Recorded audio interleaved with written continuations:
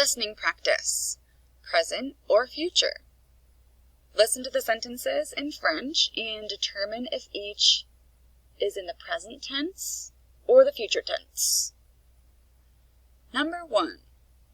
Je vais manger un sandwich au jambon. Je vais manger un sandwich au jambon.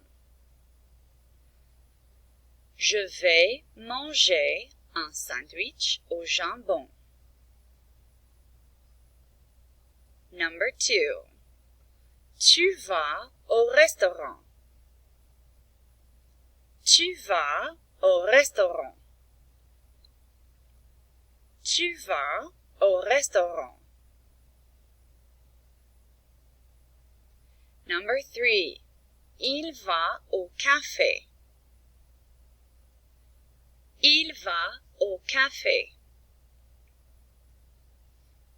Il va au café. Number 4. Nous allons traîner après l'école. Nous allons traîner après l'école. Nous allons traîner après l'école. Number 5. Vous allez prendre un steak.